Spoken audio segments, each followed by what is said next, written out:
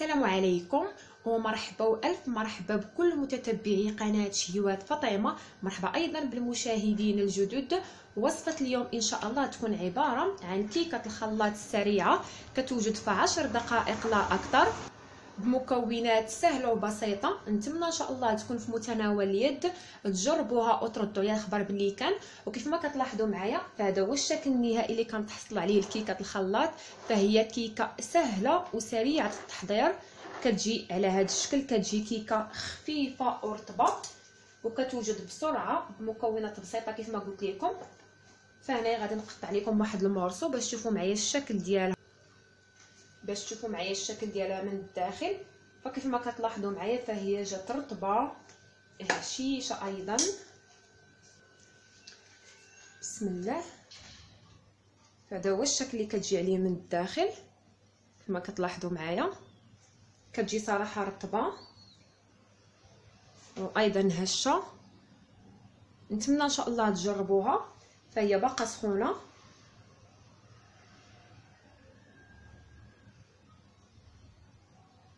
نتمنى ان شاء الله تجربوها وتنال الاعجاب. فبسم الله على بركه الله. بالنسبه للمكونات عندي الدقيق الابيض المخصص للحلويات، دقيق الفورس اي الفارينه. غادي نحتاج قرابه 3 كؤوس مملوءه. بالنسبه لكاس العنبه فكيوزن 140 غرام بالنسبه لكل كاس. ملاحظه بالنسبه للاخوات اللي من الجزائر او من دول عربيه اخرى، ماشي شرط تستعملوا بكاس العنبه، ممكن تستعملوا باي كاس شاي متوفر عندكم. يكفي ان السعه ديالو ما تكونش كتفوت 200 ملي، يعني من ما بين 150 حتى ل 200 ملي. كتقيسوا به كل المكونات ديال الكيك باش ان شاء الله كتجي معكم ناجحه. فكيف ما قلت لكم 3 كؤوس من الدقيق الابيض المخصص للحلويات، كل كاس كيوزن 140 غرام، قرابه 420 غرام في المجموع. وملاحظه بالنسبه للدقيق فكيبقى دائما حسب الخليط وحسب تشرب الدقيق للسوائل، ممكن 3 كؤوس، ممكن كاسين ونصف، على حسب الخليط والقوام ديال الكيك ديالكم، لان الدقيق كيختلف من نوعيه الى اخرى. فان شاء الله تلاحظوا معايا تتمه الفيديو كيف غيكون القوام ديال هذا الكيك. عندي كاس من السكر الخشن اي سكر سنيده ما يعادل 125 غرام بقياس كاس العنبه، وعندي 150 ملي من الزيت النباتيه، وكاس ونصف من الحليب، حليب بدرجه حراره المطبخ ما يعادل 150 ملي بالنسبه للكاس، والنصف كاس 75 ملي. عندي 3 بيضات بدرجه حراره المطبخ، 2 خميرات ديال الحلوى، يعني 2 خنيشات من بيكن باودر اي خميره الحلويات ما يعادل 16 غرام. وهنايا عندي خنيشه من سكر منسم بالفانيليا، وهنايا 3 الخنيشات من بودره الكاكاو المره ما يعادل تقريبا 21 غرام. ملاحظه هامه بالنسبه للاخوات اللي كيبغيو القياسات يعني بالملعقه، فاذا كان عندكم مثلا الكاكاو ديال العبار فكتاخذوا 3 ملاعق كبار، فهي كتساوي 3 الخنيشات من بودره الكاكاو المر. وهنايا عندي ملعقه كبيره من الخل الابيض. بالنسبه للخل الابيض فممكن الاستغناء عليه، غير هو كيعطينا واحد الطراوه وواحد الخفه، يعني كتجي ديك الكيك ديالنا خفيفه وطريه وايضا هشيشه، ولكن ماشي شرط تستعنوا به الا ما كانش متوفر عندكم، فممكن الاستغناء عليه. وعندي هنايا قبسه صغيره من الملح.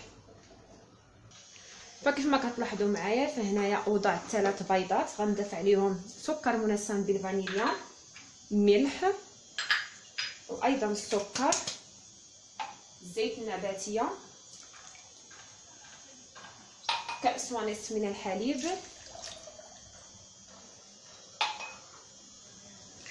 وغادي نطرب هاد المكونات جيدا في الخلاط الكهربائي.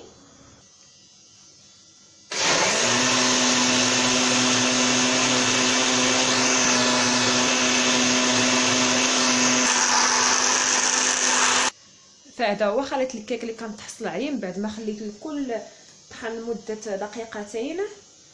فكيطحنوا ليا كل المكونات جيدا وكنتحصل على هذه النتيجه. هنايا كنضيف الكاس الاول من الدقيق، ثم الكاس الثاني الخميره ديال الحلويات، وكنطرب الكل جيدا. فمن بعد ما كنطرب الكل جيدا كنضيف الكأس الثالث وكنستمر في التطريب المتواصل.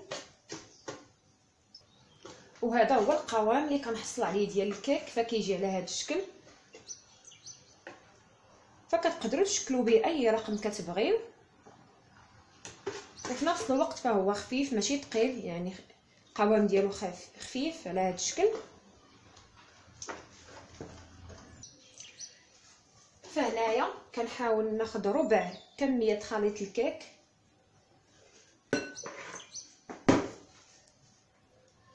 وكنضيف عليها بودره الكاكاو انمور. انا هنايا استعنت ب3 ملاعق كبار اولا 3 الخنيشات من بودره الكاكاو انمور. كتبقى حسب الذوق والاختيار ديالكم. كيف يمكن لكم ايضا تضيفوا بودره الكاكاو انمور، وفي نفس الوقت كتطربوا بالفوي حتى كتحصلوا على اللون اللي بغيتو، يعني اللون كيف ما بغيتوه نتوما، غامق اولا مفتوح، المهم حسب الذوق ديالكم. انا هنا بغيت اللون شويه يجيني غامق، فغادي نبدا نضيف حتى نكمل نضيف البودره ديال الكاكاو المر حتى نكمل هاد 3 ملاعق اللي عندي، وهكذا كنحصل على داك اللون البني الغامق للخليط ديال الكيك.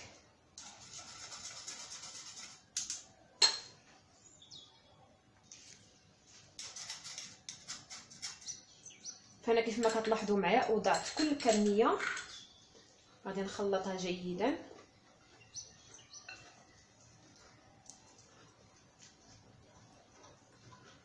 وهنا تحصلت على عجينه اللون ديالها شوكولاتي بحال هذا الشكل لاحظوا. فانا كنجيب مول اللي سبق ليا ودهنته بالزبده وغبرته بالدقيق ومباشره وضعته في الثلاجه. الوقت اللي انا كنحضر فيه الكيك فهو موضوع في الثلاجه.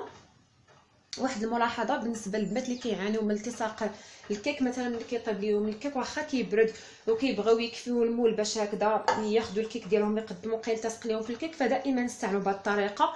قبل ما توضعوا الخليط ديال الكيك ديالكم في المول فكدهنوه بالزبده، كتغبروا عليه بالدقيق، كتسوسوه كيصبح جاهز على هذا الشكل. كتخليوه تقريبا ديك المده اللي نتوما كتحضروا فيها الكيك في الثلاجه عاد باش كتجبدوه كتخدموا به، وان شاء الله راه ما يلتصق لكمش الكيك غير ملي تخرجوا الكيك من الفرن. كتصبروا عليه واحد 5 دقائق بحال هكذا حتى كيبرد شويه عاد باش كيمكن لكم تزولوه من المول. وملاحظه اخرى بالنسبه للفرن، فحتى هو ملي بديت كنحضر الكيك شعلت عليه من الفوق من التحت خليته كيسخن.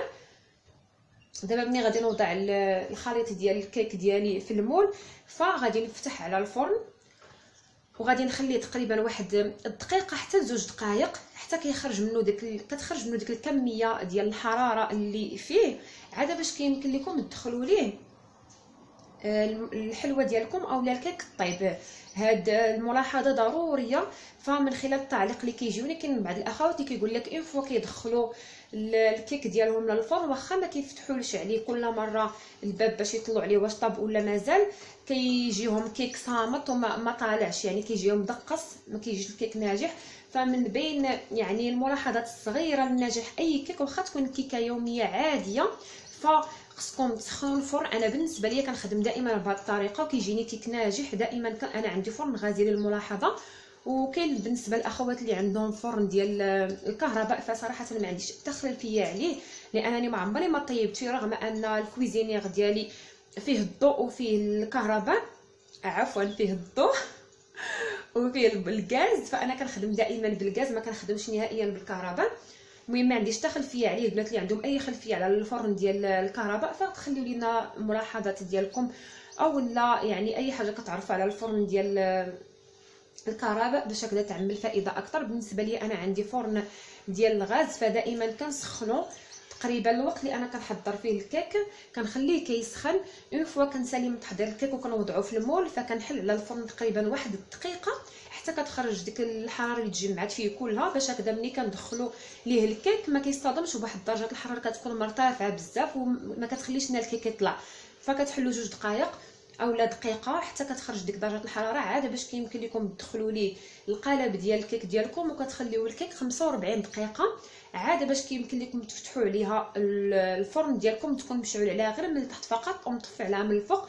ملي كتحلوا على الباب من بعد مرور 45 دقيقه فكتلقاوها تقريبا استوت تماما.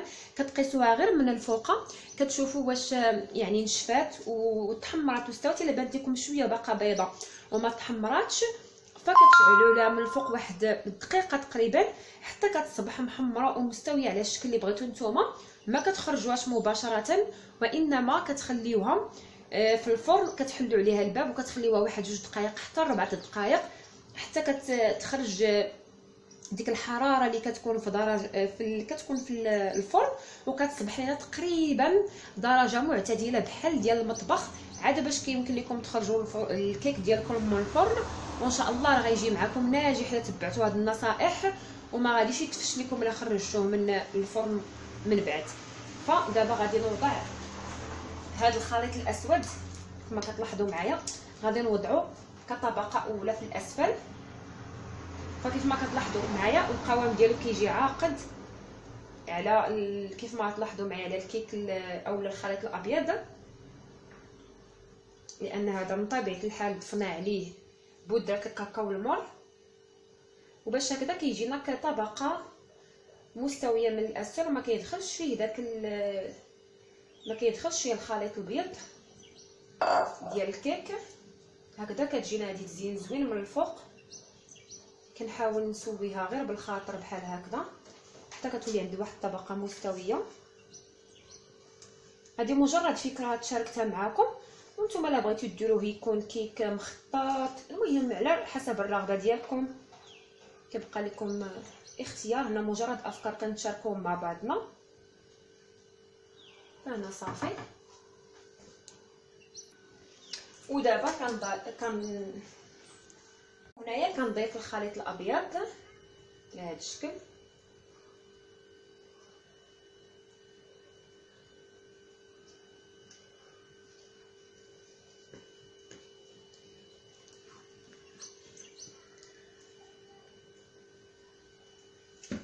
ومباشره غندخل الكيك ديالي للفرن مده 45 دقيقه كيستوي. ان شاء الله نتلاقاو في الشكل النهائي للكيك. فهذه هي الكيك ديالي من بعد ما طابت. صبرت على واحد 15 دقيقه حتى بردت واحد شويه. فدابا كيف ما كتلاحظوا معايا بكل سهوله غادي نزولها من المول فما كتلتصق ما حتى حاجه. وهذا هو الشكل اللي كنتحصل عليه للكيك. بغيتو تقدموها على هذه الجهه فكيبقى لكم الاختيار، بغيتو تقدموها على الوجه ديالها بدون اي اضافات او تزيين معين فكيبقى لكم الاختيار. بالنسبه لي انايا فغادي نقدمها على هذا الوجه وغادي نزينها بواحد الطريقه كيف ما تلاحظوا معايا بسيطه. وكيف ما تلاحظوا معايا هنايا خديت قرابه ملعقه كبيره من الحليب المحلى المركز، ذوبتها غير شويه باش هكذا كيصبح ليا القوام ديال الحليب المركز خفيف شويه. دابا غادي نصبو من الفوق ديال الكيك على هذا الشكل، يعني تزيين بسيط. غادي ندهن به الوجه وايضا الجوانب ديال الكيك.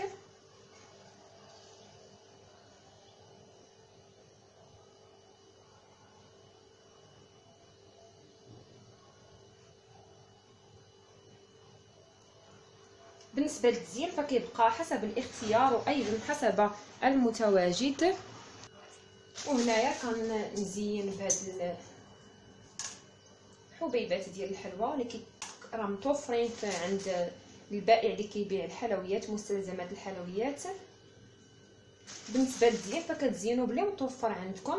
انا مجرد فكره تشاركتها معكم، نتمنى ان شاء الله الوصفه تنال اعجابكم وتجربوها وتردوا عليا الخبر. فعلا هي وصفه سهله بسيطه، يعني الكيك ما كياخذش معكم اكثر من 10 دقائق في التجهيز ديالو وكتحصلوا على نتيجه زوينه.